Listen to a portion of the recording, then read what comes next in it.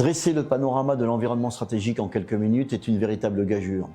Aussi, vais-je partir du dernier document endossé par notre gouvernement sur ce domaine, c'est la Revue nationale stratégique de juillet 2025, et je vais en souligner les rares points d'intérêt, tout en mettant en exergue ses faiblesses et ses angles morts afin d'en apporter une lecture critique.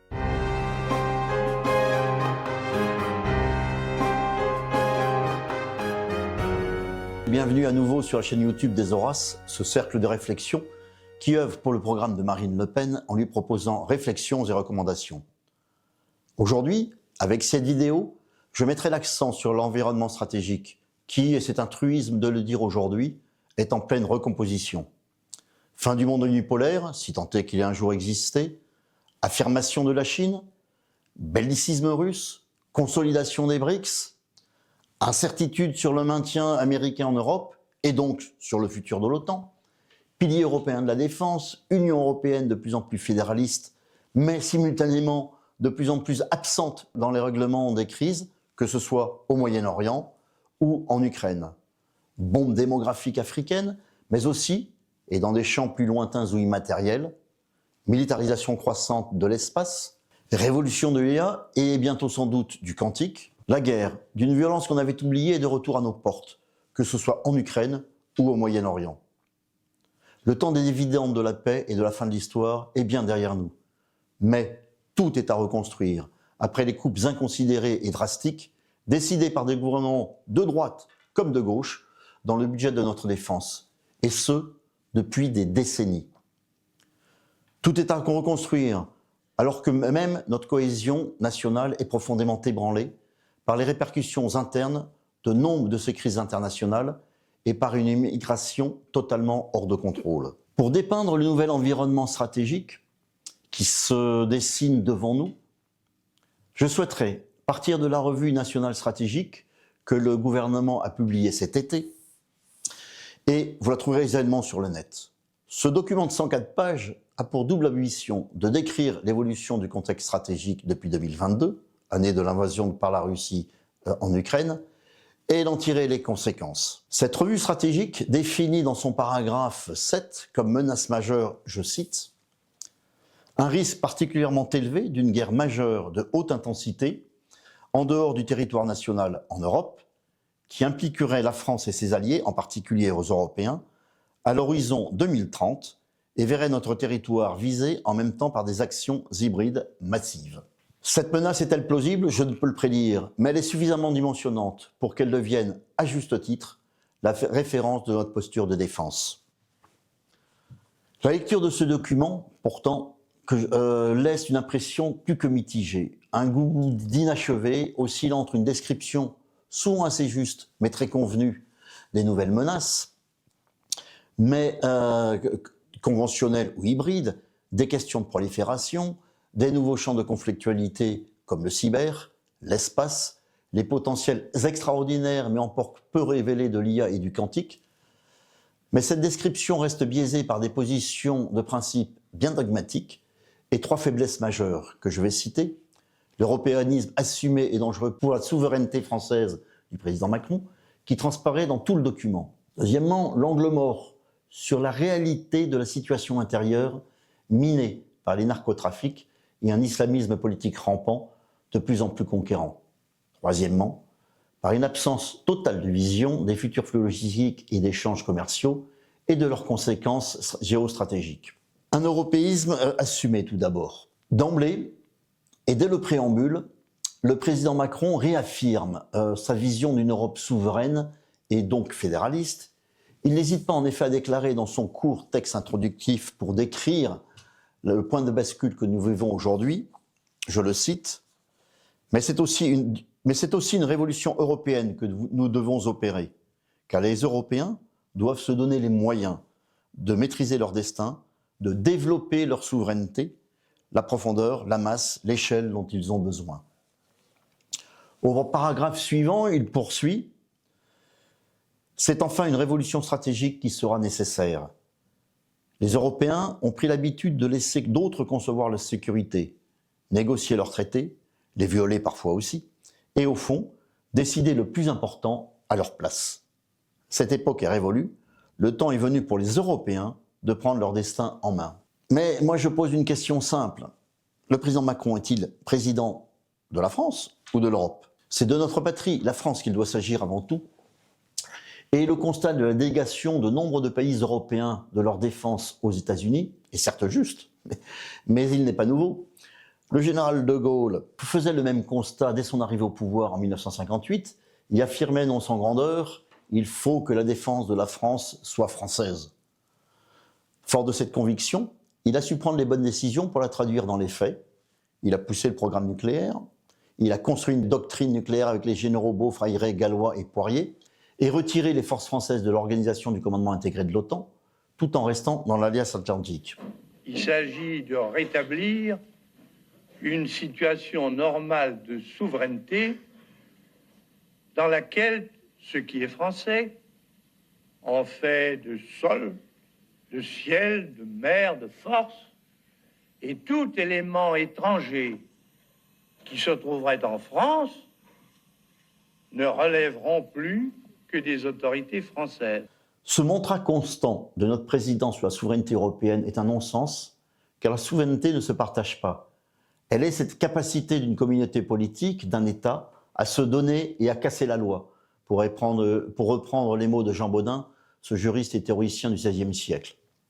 Et aujourd'hui, l'article 3 de la Constitution française de 1958 dispose que la souveraineté nationale appartient au peuple, qui l'exerce par ses représentants et par la voie du référendum. Et pourtant, la ratification du traité de Lisbonne en 2008 par le Parlement a bel et bien été un viol de la souveraineté française qui s'était pourtant exprimée à près de 55% contre le traité de Maastricht 3 ans plus tôt. Gardons bien cela à l'esprit, et l'on ne peut être à la fois une France souveraine et promouvoir une Europe souveraine. Les multiples abandons de souveraineté de la France au profit de l'Europe maastrichtienne n'ont qu'assez duré.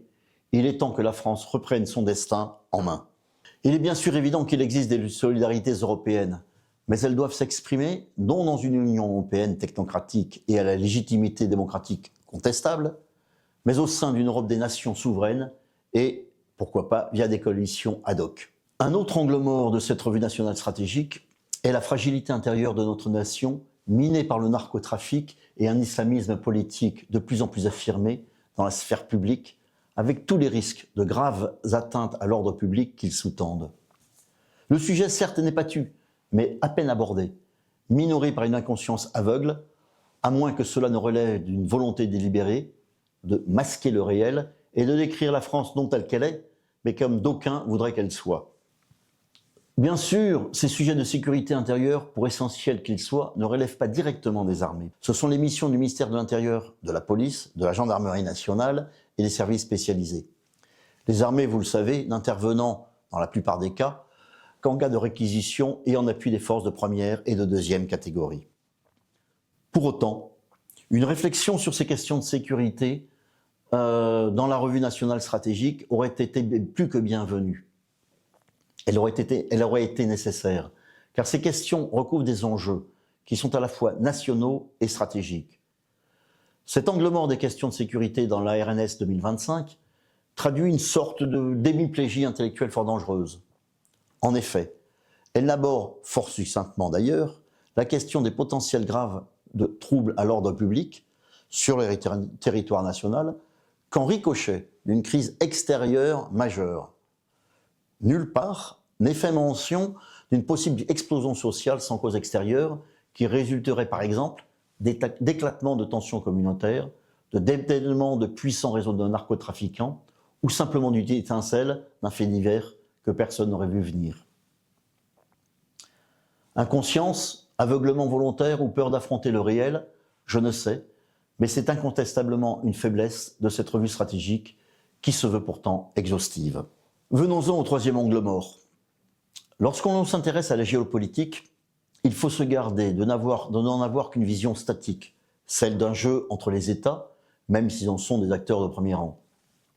Il faut également considérer les flux des matières premières et des échanges commerciaux.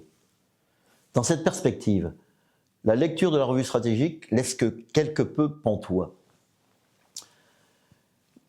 Les principales voies d'échanges commerciaux citées restent les voies maritimes déjà connues, à travers l'océan Indien, le canal de Suez et le cap de Bonne-Espérance, etc. Le mot Arctique, par exemple, n'a que 3 occurrences dans le document, dont une seule fois sur 104 pages, 3 occurrences sur 104 pages, une seule fois en tant que nouvelle voie maritime d'échange et donc espace de conflictualité potentielle. S'agissant des nouvelles routes de la soie, ces routes terrestres ferroviaires qui partent du centre de la Chine, traversent l'Asie centrale, la Russie, la Caspienne, la Turquie pour arriver en Europe, c'est encore plus simple, il n'y en a aucune mention. C'est pourtant un axe majeur du développement de la Chine qui lui permet à la fois de sécuriser et de raccourcir ses flux logistiques. La Chine a également su renforcer la sécurité de ses nouvelles voies d'échange en consolidant son partenariat stratégique avec la Russie, en profitant de l'invasion de l'Ukraine. Cette lacune est une véritable faiblesse, car tout corridor stratégique devient, lorsque les tensions montent, un lieu de conflictualité et un point de confrontation des forces militaires. Penser comme lieu de conflictualité potentielle les marges orientales de l'Europe, le Moyen-Orient, l'Afrique subsaharienne, Taïwan est une nécessité. Mais omettre ou négliger l'Arctique ou les routes de la soie est bien une faute. Avant de conclure, je voulais vous donner lecture de quelques perles de cette revue nationale stratégique qui m'ont laissé quelque peu rêveur et qui témoignent d'un document mal ficelé, voire bâclé. Au paragraphe 45, on trouve par exemple cette phrase « Les postures anti-occidentales de certains pays du reste du monde et les dynamiques de multi-alignement se sont renforcées. Pour autant, des intérêts divergents sur nombre de sujets majeurs persistent. L'émergence de véritables coalitions anti-occidentales de puissances révisionnistes, au-delà des liens qui se resserrent entre la Chine, la Russie, l'Iran et la Corée du Nord, demeure peu probable. » Je dirais que si cette assertion n'est pas fausse, elle pêche tout de même par un grand excès d'optimisme. Et il ne faut jamais oublier que les crises graves tendent à radicaliser les postures. Et auquel cas, ce que l'on appelle le glow-sud global, objet de toutes les attentions de la Chine, risque fort de pencher plus du côté anti-occidental que du côté occidental. Ne pas anticiper ce cas de figure reste une faute politique et stratégique majeure. Autre perle. Sur la question des migrations, la palme revient au paragraphe 64. Je lis. La baisse structurelle des financements humanitaires à l'échelle globale, accélérée par le désengagement américain en cours, a obéré la capacité des acteurs humanitaires à répondre aux besoins vitaux des populations vulnérables, fragilisant encore leur situation et entraînant de potentielles velléités de migration pour survivre. En clair, diminuer ou suspendre les financements des associations organisant l'immigration illégale conduirait non à limiter, voire à tarir les flux, mais plutôt à augmenter les migrations. On croit rêver. Sur le chapitre de la guerre économique et technologique, j'ai déniché au paragraphe 151 cette perle qui pourrait être savoureuse si elle n'était pas dramatique. Les efforts de certains acteurs non européens pour imposer de nouveaux standards sapent le cadre normatif applicable et fragilisent les perspectives d'autonomie stratégique et de souveraineté industrielle européenne. C'est quand même oublier un peu à bon compte, et très rapidement, l'excès de normes suicidaires de l'Union européenne, souvent surinterprétées par notre gouvernement, concernant par exemple l'interdiction des moteurs thermiques pour 2035, qui tuera notre industrie automobile, ou la politique des énergies intermittentes au détriment de notre autonomie stratégique que permettra l'énergie décarbonée qu'est le nucléaire. N'oubliez pas non plus de visionner les autres vidéos sur les questions de défense et la souveraineté française qui traitent de la dissuasion nucléaire, de l'espace, du spatial militaire. Alors, bon visionnage et à très bientôt pour d'autres vidéos.